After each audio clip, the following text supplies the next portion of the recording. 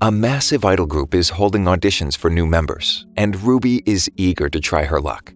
The first stage of the audition is a written application, and the number of applicants is ridiculous.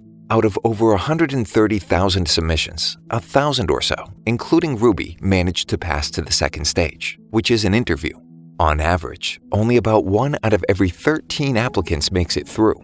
Ruby anxiously awaits hearing back from them. At her middle school, she can't shut up about it. She had waited for this opportunity for 2 years, and she's excited and hopeful. Her friends are supportive. She is cute, and her dancing is good. Her singing, though, leaves something to be desired, but her friends think she makes up for it in charisma. Ruby holds 2 secrets close to her heart that she cannot share with anyone. The first is the identity of her mother, Ai, a popular idol and rising star in the media who was tragically killed by a fanatical stalker a decade ago. The second is that she possesses memories from her previous life, and in that life, she was a devoted fan of Ai. Ever since her mother's passing, Ruby has been determined to fulfill her dream of becoming a successful idol, just like Ai. Ruby's brother Aqua, however, is a more practical person who focuses on his studies. He sees the life of an idol as nothing more than a big fantasy, especially since their salaries aren't as great as most think. Their careers usually end before the age of 30, and their daily lives are pretty much public knowledge, with every little thing they do subject to criticism. Her dream of becoming an idol is not only a tall one, but also not very rewarding even if she does make it. Despite this, Ruby won't give up. Since their mother's death, Aqua has grown into a very serious-minded person. It's anyone's guess whether he's even capable of having a good time. He's an apprentice under the director now, but Ruby's pretty sure he's got more going on than what he lets on. Ichigo disappeared after the incident, forcing Miyako into leadership at the agency, which wasn't that big of a leap actually. She'd kind of been running business behind the scenes anyway. Ruby pesters her about creating a new idol group, but it's not as easy as it seems. The odds of achieving what they had with Ai were absurd to begin with. To expect it to happen again is pure pipe dream. At last, Ruby gets the call with her audition result. It's not what she had hoped for. Miyako tries to comfort her and reminds her that it's a harsh business. A lot goes into these decisions that they've got no control over, and it's never just a question of talent.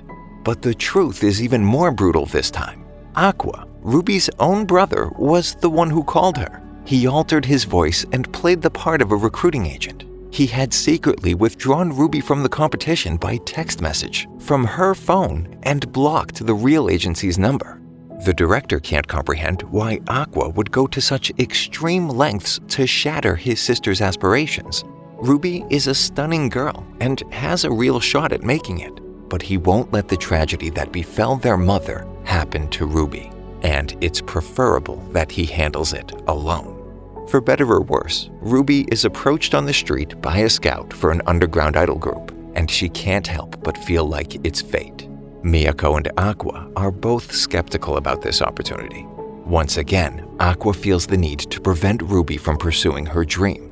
Miyako understands how he feels, but since taking on the role of raising Ruby as her own daughter, she can't bring herself to stand in the way of her aspirations. And as much as she hates to say it, Ruby may actually have what it takes. Aqua is still hesitant to accept it. He grabs one of the agency's business cards and heads out. He seems to have a plan. Aqua approaches a girl named Lala as a scouting agent for Strawberry Productions and presents her with the agency's card. After gaining her trust, he brings her to the office. Aqua's objective is to get some information about the agency that's headhunting Ruby, the same agency that currently represents Lala. Miyako is surprised by Aqua's unconventional approach, but goes with it. Aqua goes on to tell Lala that Strawberry Productions could probably offer her a better deal, but would like to hear about her current conditions to be sure. Lala quickly divulges her contract terms. She reveals what she makes on average per month, which is nothing exciting, and that the general atmosphere there is antagonistic, her included. She blames her own lack of success on favoritism, alleging that the manager is dating one of her colleagues and putting most of his effort into promoting her. There's a lot of talk among the other members about quitting, and the management seems to be constantly scouting for new talent. After Lala leaves, Miyako cautions that they shouldn't take everything she said at face value. considering that even in Ai's group there were rumors of favoritism due to her outshining everyone. However, Aqua is not willing to take any chances and won't let Ruby join a group with so much controversy going on. He's determined to do anything to stop Ruby from pursuing this. The next day, Miyako has one final conversation about it with Ruby, warning her again about all the negative aspects of the industry. Ruby remains determined to become an idol like her mother. Miyako then advises her against joining the group she was scouted for, and instead offers her a spot in a new group that her agency will now put together. This will be the agency's first new idol group since B. Komachi disbanded. Ruby signs her new contract and is ecstatic. Aqua seems oddly indifferent. Aqua drops in on the director and sits down to do some work as his apprentice. The director observes Aqua's reaction to his sister becoming an idol with Miyako's agency. And yeah, it's not what he wanted, but at least this way they've got some control of the situation. Aqua edits some footage for the director. His true motivation for staying connected to the entertainment business is to find out who his father is and take revenge. He needs to be in close contact with folks in the industry so he can somehow collect DNA samples. Being an actor would make it easier, but seeing other people perform, he doesn't think he's got the chops for greatness as an actor, and feels it's pointless to chase something if you won't be able to stand out. The director attempts, multiple times, to offer Aqua some sage words of encouragement to get him back into acting. But every time he's about to make his profound philosophical point, his mother barges into the room hollering about one thing or another, like his miso soup getting cold. No big loss. It only calls attention to the fact that this is a man in his 40s still living with his mother. Anything he's got to say, no matter how true, is only going to carry so much weight with Aqua. Aqua compares his talent to that of his mother. He fears that if he doesn't possess that same level of skill, he won't succeed as an actor. The director reminds him that he has an exceptional intellect and other skills that his mother didn't have, and that setbacks should not hinder his aspirations. Aqua recalls his mother's last words. She had expressed her vision of him as a successful actor. Just as he's about to speak up, the director's mother interrupts once again.